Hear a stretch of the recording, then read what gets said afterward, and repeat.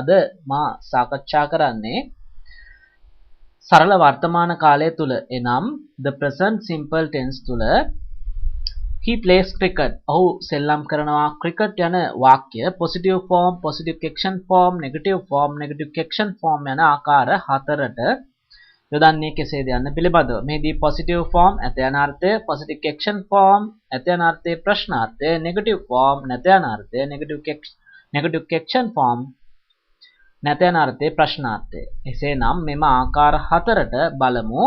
he plays cricket. ඔහු සෙල්ලම් කරනවා cricket යන වාක්‍ය යොදන්නේ කෙසේද කියලා. positive form. ඔහු සෙල්ලම් කරනවා cricket. he plays cricket. positive question form. ඔහු සෙල්ලම් කරනවාද cricket.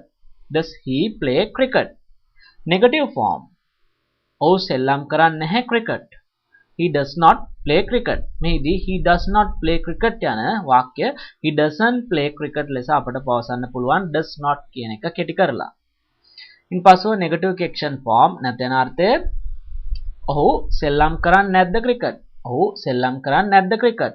does he not play cricket?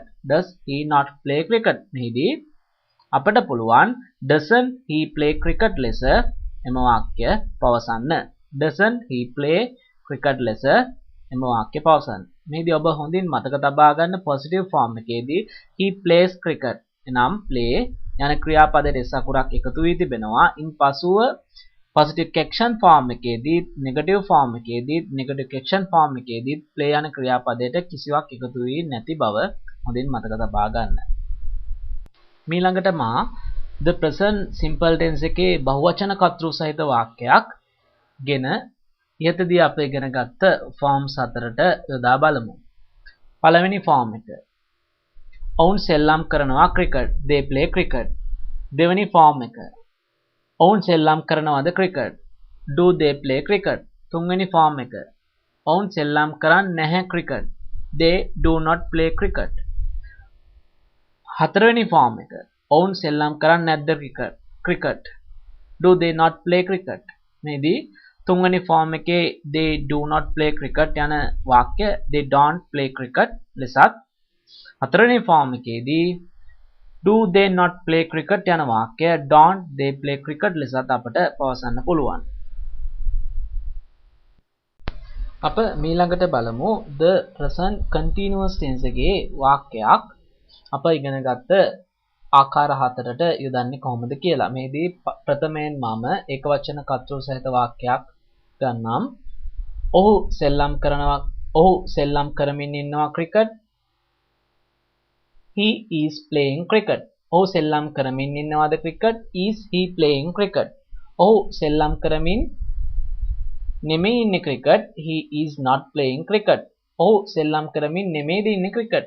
is he not playing cricket? මේදී මා පැවසූ තුන්වන ආකාරය සහ හතරවන ආකාරය අපට short කරගන්න පුළුවන්. he isn't playing cricket ලෙස තුන්වන ආකාරයත් isn't he playing cricket ලෙස හතරවන ආකාරයත්.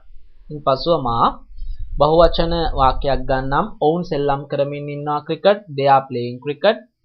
ඔවුන් සෙල්ලම් කරමින් ඉන්නේ cricket. are they playing cricket? ඔවුන් සෙල්ලම් කරමින් නෙමෙයි ඉන්නේ cricket. they are not playing cricket. ඔවුන් සෙල්ලම් කරමින් නෙමෙයිද ඉන්නේ cricket. are they not playing cricket? මේදී මා they are not playing cricket යන වාක්‍ය they aren't playing cricket ලෙසත් are they not playing cricket යන වාක්‍ය aren't they playing cricket ලෙසත් වෙනස් කර ගැනීමට පුළුවන් බව ඔබට මතක් කර සිටිනවා.